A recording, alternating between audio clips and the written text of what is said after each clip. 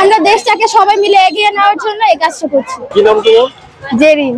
কোন ক্লাসে পড়ো? ক্লাস 7। কোন স্কুলে? Malkhanagar high school. তোমাদেরকে ছবি আঁকা দেখে আমি আসলাম, তো ছবি তো আঁকছো, এই উৎসাহ কোথা থেকে পেলে? আমরা প্রথম এটাতে কোনো আগ্রহ ছিল না, তারপর দেখি যে বড় ভাই বোনরা এটা করছে, তাদের দেখে আমরা উৎসাহিত হয়েছি। আচ্ছা, আমরা এইসব অনেক নোংরা ছিল ওইসব পরিষ্কার করছি। আমরা আমাদের দেশ আমাদেরই সাজাতে হবে, এই জন্য তোমরা কাজ করতেছো। জি। আর পড়াশোনার পাশাপাশি কিন্তু তোমাদের সৃজনশীলতাও একটা বই প্রকাশ করছে। অবশ্যই। তো এই সৃজনশীলতার মধ্যে দিয়ে তোমরা মানুষকে মেসেজ দিতে চাচ্ছ যাতে সবাই মিলে আমরা দেশটাকে এগিয়ে নিয়ে যেতে পারি। এই তো? কি নাম তোমার? আমার নাম তাসমিয়া আনোয়ার। আমি একজন 7ম শ্রেণীর ছাত্রী। আমি মালখানগর হাই স্কুলে পড়ি। আমরা আমাদের স্কুলকে রং করছি কারণ আমরা আমাদের দেশকে নতুন করে গড়তে চাই। নাগরিক হিসেবে এটা আমাদের কর্তব্য আমাদের দেশকে সাজানোর জন্য।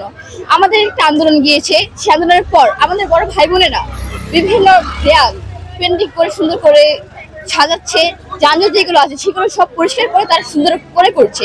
তাদের থেকে অনুপ্রাণিত হয়ে আমরা সেই কাজটা আমাদের করতে চাই, তাই আমরা এই দেয়াল পেন্টিং করেছি।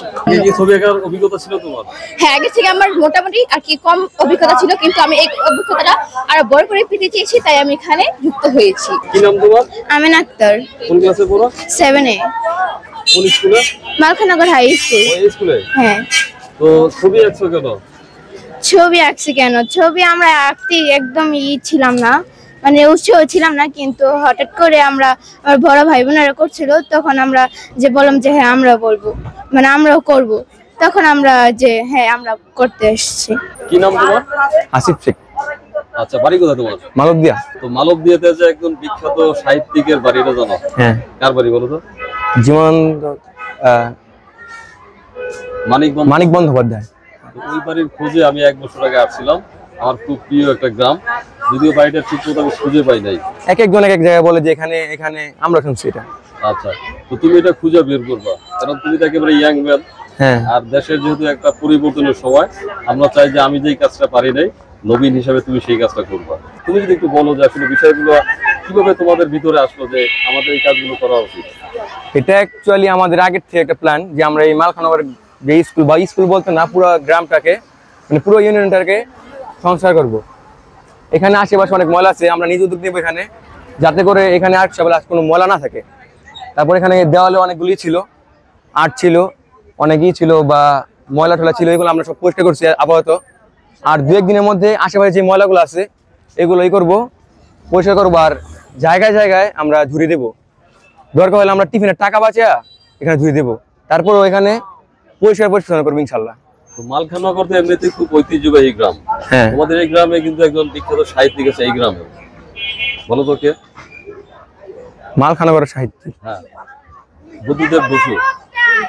বুদ্ধদেব বসু একজন সাহিত্যিক আছেন, ওনার বাড়ি ছিল এখানে। হ্যাঁ। আর এই যে তোমাদের অনেক লেখা দেখলাম, অনেক ছবি দেখলাম, আসলে তোমরা সমাজকে কি মেসেজ দিতে চাচ্ছ এই ছবিগুলো দিয়ে বা মেসেজ? সমাজকে চাই আমরা যে কোনো দুর্নীতি না হোক, প্রথম থেকে শেষ পর্যন্ত কোনো দুর্নীতি না থাকুক। দুর্নীতি বন্ধ করতে গেলে প্রথম যে কাজটা করতে হবে আমাদেরকে মানুষ হতে হবে। হ্যাঁ, মানুষ হতে হবে।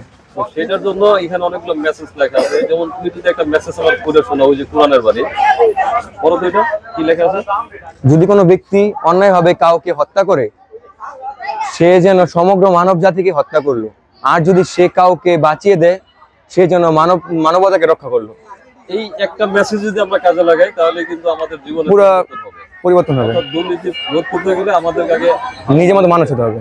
তোমরা তো ছবি আঁকছো, এর পিছনে তো রং পেন্সিলের খরচ হচ্ছে, কারা দিচ্ছে? এটা আমাদের থেকে কিছু নেওয়া হয়েছে, আমরা সবাই কালেকশন করছি। আর মাঝপথে আমাদের হয়েছিল কি টাকা কালেকশন মানে একটু কম হয়ে গেছিল, মানে সমস্যা পড়ছিলাম, তখন আমরা স্কুল কর্তৃপক্ষকে জানাইছি স্যার আমাদের এটা দরকার, দেন স্কুল আমাদের সাপোর্ট করছে। সবাই মিলে আমরা দেশটাকে অনেক দূরে নিয়ে যেতে চাই। শুধু ছবি আঁকার মধ্যে সীমাবদ্ধ থেকো না, দেশ গড়ায় তোমাদের অবদান থাকুক সেই প্রত্যাশা থাকবে। হ্যাঁ, তাই।